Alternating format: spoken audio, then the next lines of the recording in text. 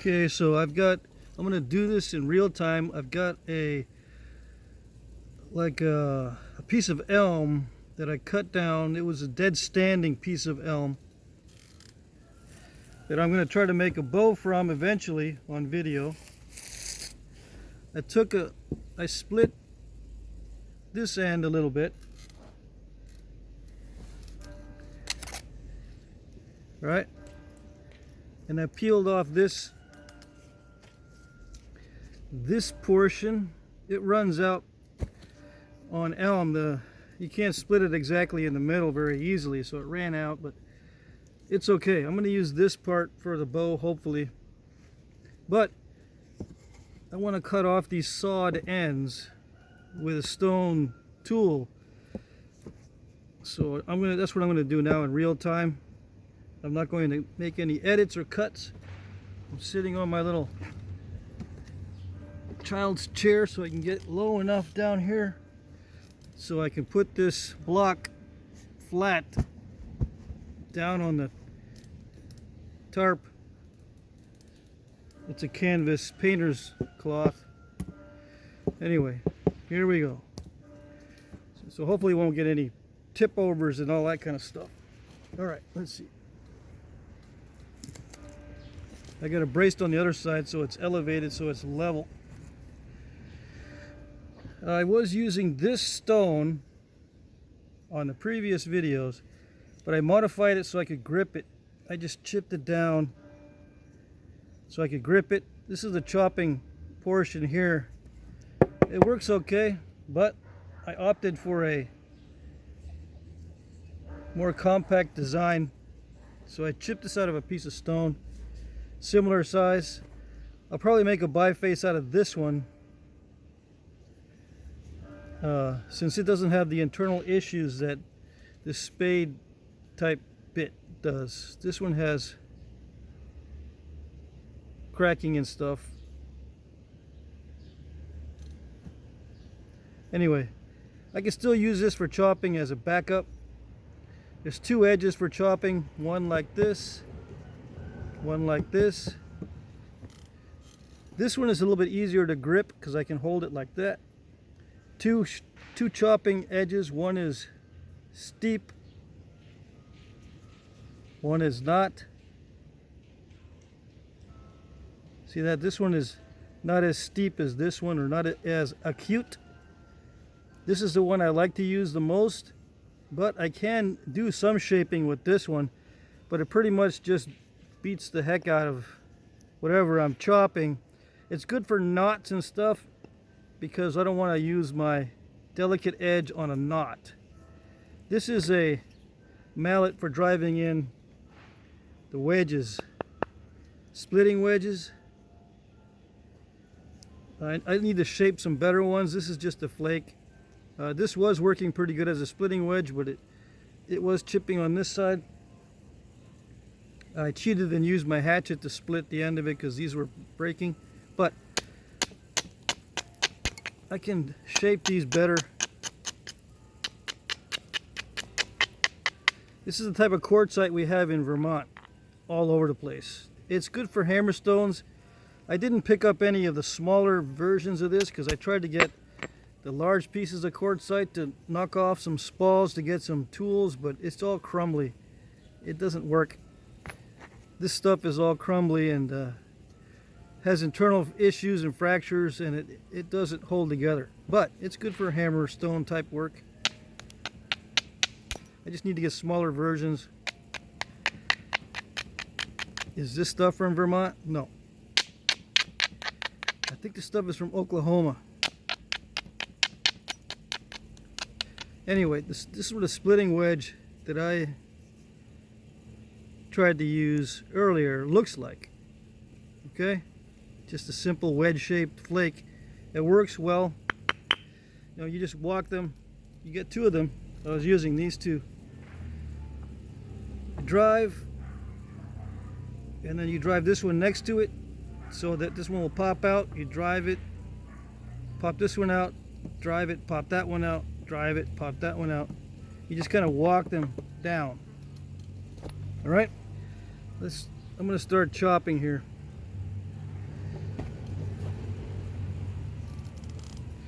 Now the dead standing wood up on top was in worse shape than the one at the bottom. I think this might be easier up on top. There was still some stems and leaves coming off of the bottom, so that's going to be more difficult. So this will give me some practice. I was already practicing off camera with this. Okay.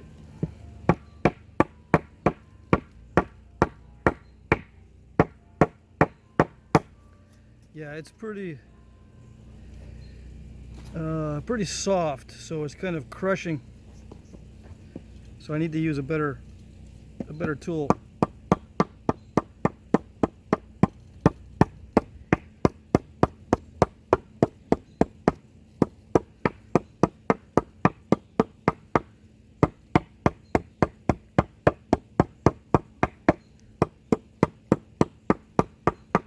Yeah, there's a big difference between using a duller end.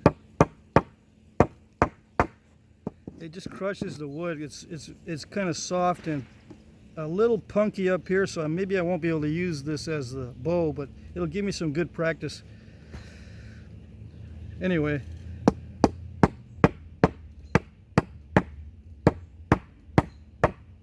not using my gloves today.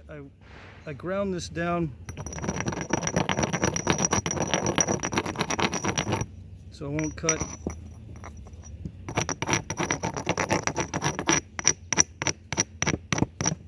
Still made my hand sore a little bit right there.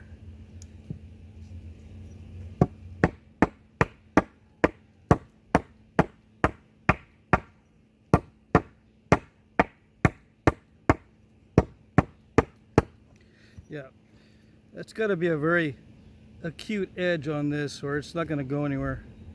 I don't know if you can see it. There it is.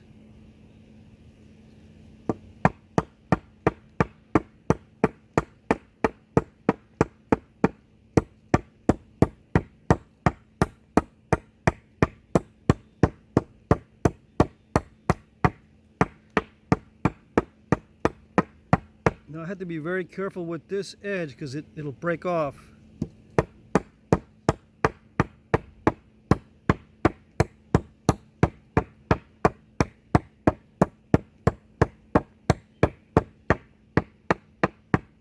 When I start getting into the bottom of that V, that's when it gets dangerous. It can snap off. So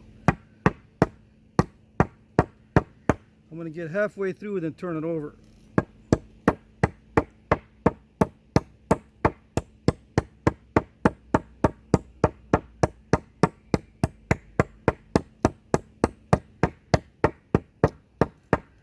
After a while you get used to how wide this needs to be, so you don't have to keep chopping back upwards. Just judge how wide it needs to go and then do the cuts.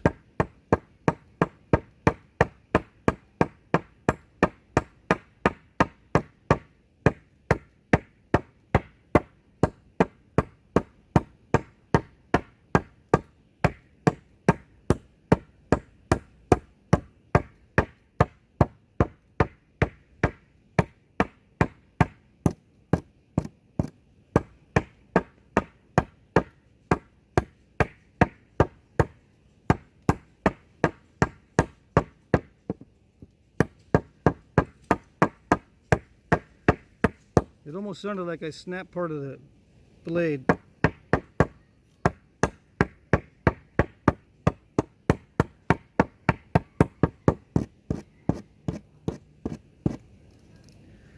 don't know, I think that's halfway through.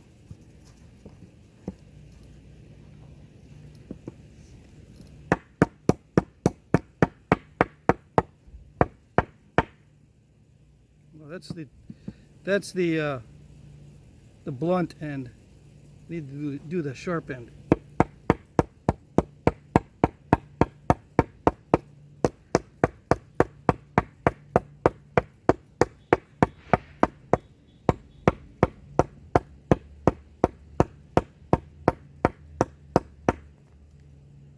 A little bit off center.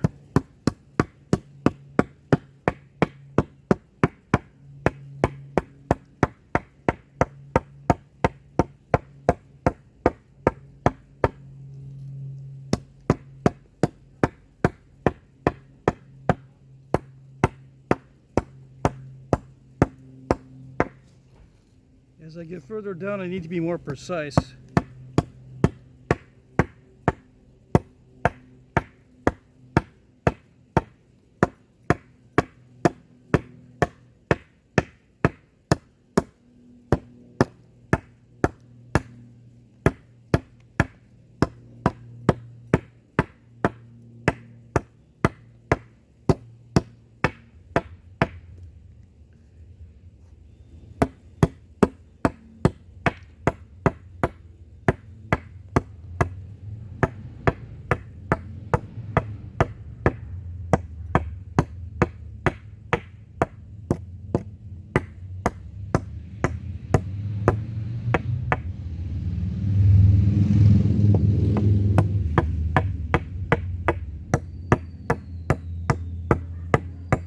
I gotta be more careful as I get down toward the bottom. More and more careful, because I don't want this to collapse on my blade. If this collapses and it catches my blade, it'll snap it.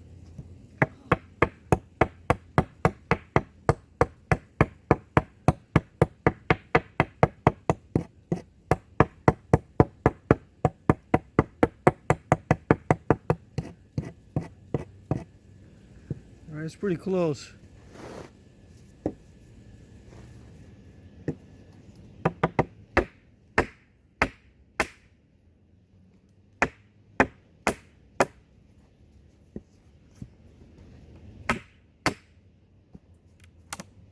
Okay, so some of you guys can time that, or maybe I'll review the video and time it. Right now it says 12 minutes and some seconds, but I was talking during some of that time. Remind me to measure the diameter of that so you can go, or so we can do like a ratio diameter for the amount of time it took. Yeah, I'm just going to cut. This is kind of cheating because it's not the whole thickness, but I think you get the idea. Let's see. Now this part was green. It's not punky at all. It's not soft at all. I think I said there was some limbs growing out of the bottom of this. Small limbs. So it was still alive down here, but it was dead up on top. A lot of the elms around here are dying from the disease, of course. But there's so many of them growing that they can be found young, in the young state before the disease gets to them.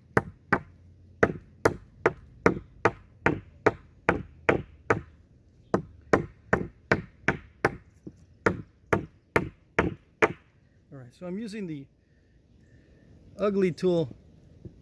It's not as ground down as my other tool, just to start it out, just to see. Yeah, it's not going to be too bad. All right, I really do need to be careful with this particular blade.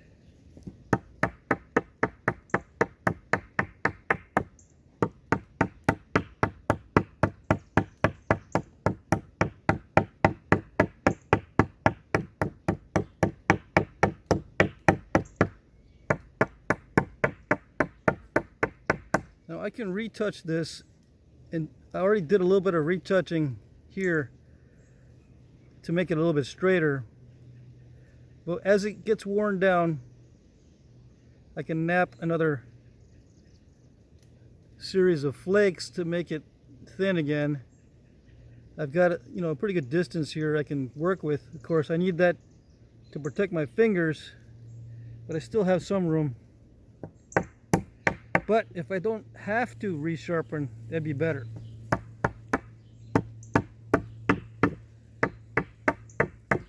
It's much easier to break the blade on this good quality, the wood here.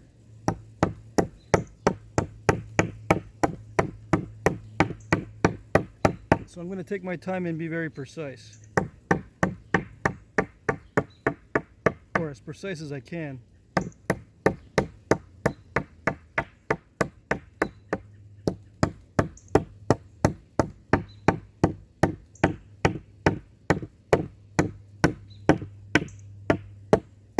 need to make this notch wide enough so when it goes down to the halfway point, I'm not confining the blade in there.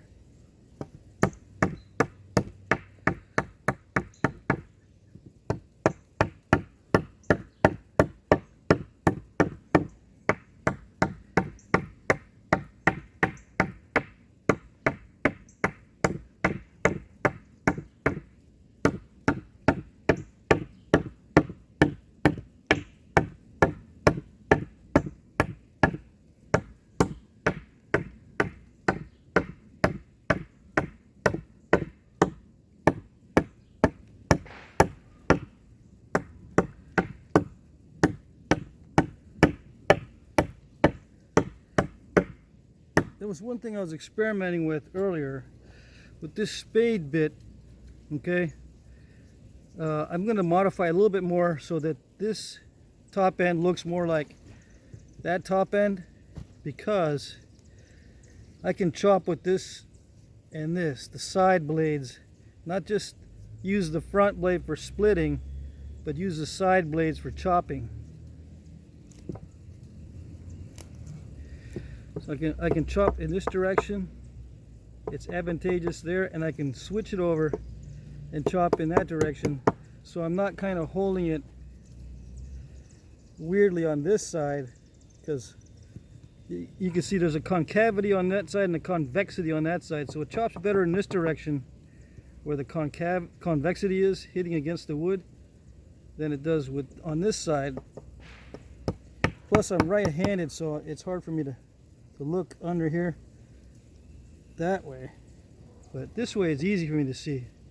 But anyway, I was experimenting with this earlier, and I could chop with this too on the side of this blade.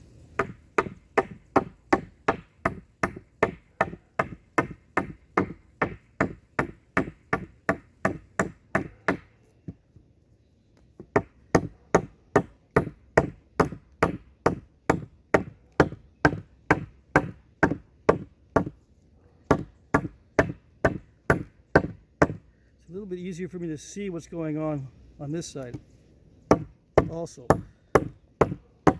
but it's not as easy to hang on to. All right, so I got to modify this and narrow it down. Now there is a chopping ability on this side too, but it's mostly for chopping off just bark and stuff like this in this direction. Not necessarily like this, although it can be used this way. It just takes forever. I mean, I suppose if I was only needing the notch, that'll clean up the bottom of the notch by using that blade, this end. But I want to cut all the way through.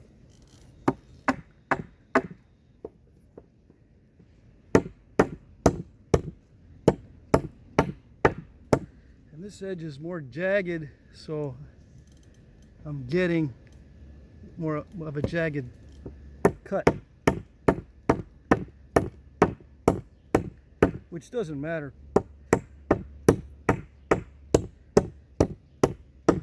Unless you want something nice. If you want this surface to be not totally destroyed,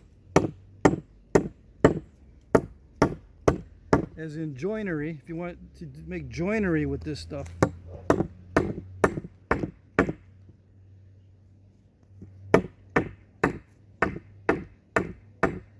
And with this, by this stuff I mean this wood. Alright,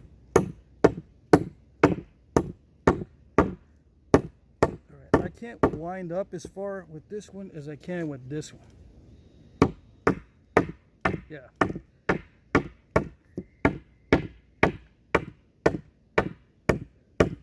But again, I got to be very careful I don't overstrike and ruin that blade. Why don't I just use the tough blade? Because all that does is it just pulverizes the wood. I mean, I suppose it's okay to clear out the bottom, but I'm just pulverizing the wood. I'm not really slicing through it.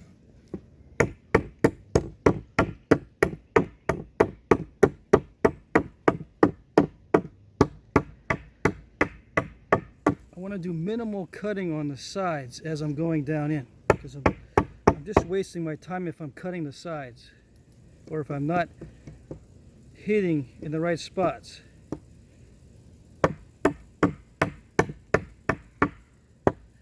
If I'm just all over the place along the bottom, it doesn't work that well.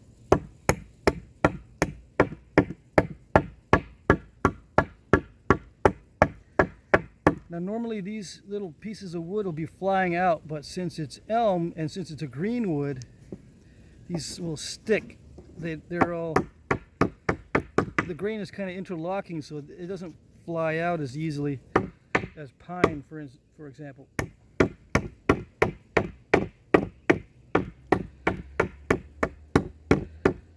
See, normally when you have a U-shaped notch like this, you hit that side, and the middle ones pop out.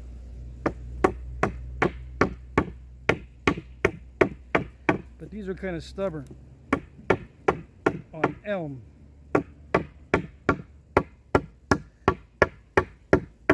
Just in case you're wondering. Probably not.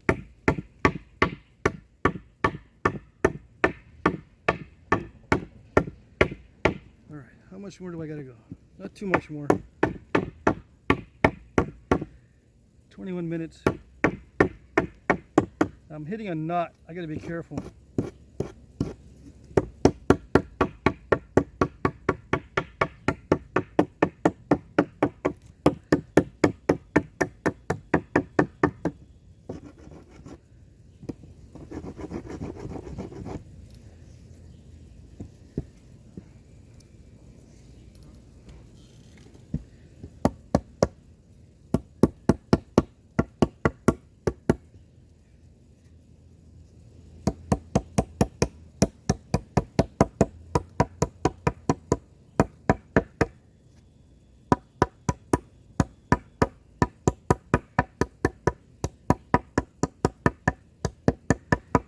You can be pretty accurate with this little thing. Okay.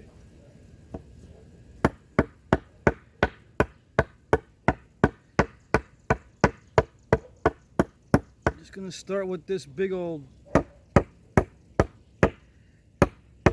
piece first, because I don't care about it.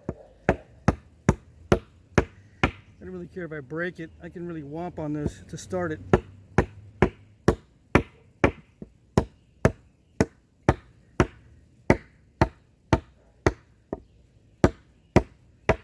Maybe to finish it.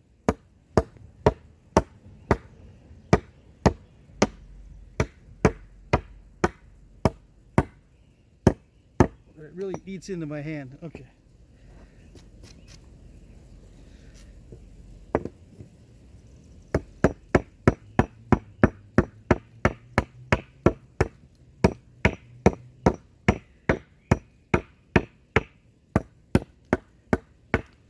Where am I?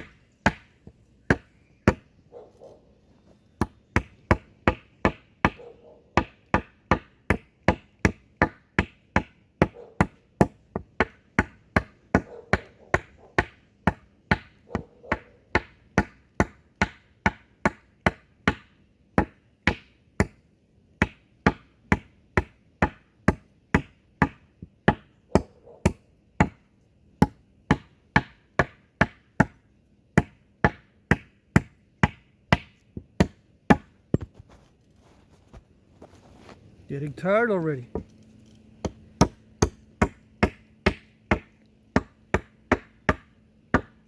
I'm holding it like this. Sometimes I'm like this. Sometimes I'm like that. Sometimes it's swinging a lot. Sometimes it's not. This handle kind of gives me a versatile range because I can hold it in different ways.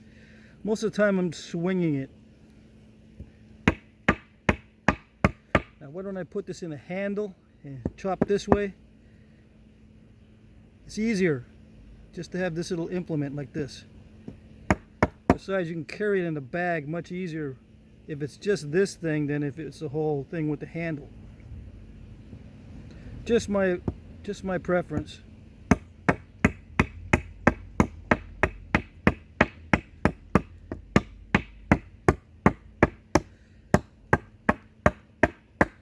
I was looking at Stone Age farm tools, and you see a lot of these.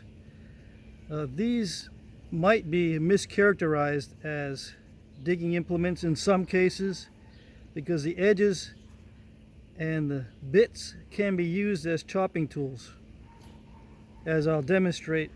I'm going to refine this one, alright, and I'll be using this design more in the future because it's more versatile than this design. This design just has two cutting edges, one kind of dull and one kind of sharp. This one is a cutting edge, but it's very limited in ability. But with this one, there's a cutting edge all the way around. This one is very delicate, but it can chop very easily, and then it gets thicker as it goes in to the body of the piece. But right between the real thin and the real thick, there's a sweet spot that can be used for chopping. So I'd rather have a multi-tool than a specialized tool.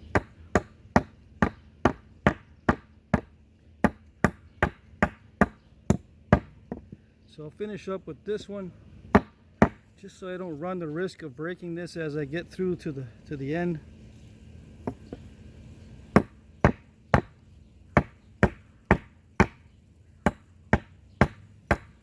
See, I lost a piece. It chipped right there. So I was really wailing on it, whatever you want to call it. Right now I'm chopping it this way, just cleaning out the bottom. All right, ready?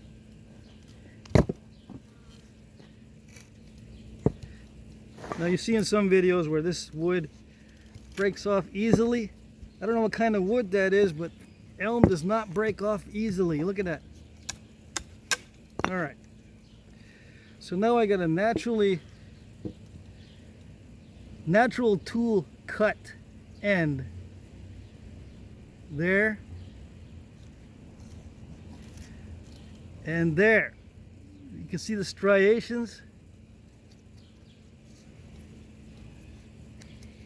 from the stone. But yeah, stone cut. Stone cut. It can be flat. See how nice and flat that is?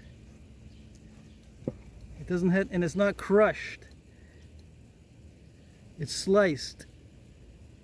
Okay, that's it.